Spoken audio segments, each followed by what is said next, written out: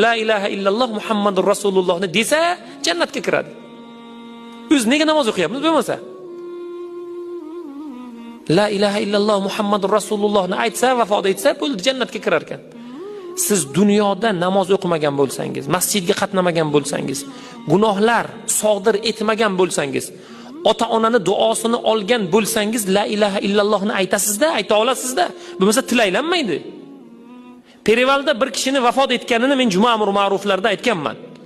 Avtohalokat bo'lyapti. Jon talvasasida odamlar aylanib aytayaptiki, la ilaha illalloh Muhammadur Rasululloh deng, deyapti.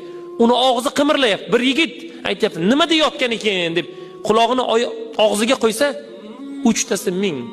Ko'proq olsangiz arzoniga beraman, deyapti. Ko'katchi bola ekan.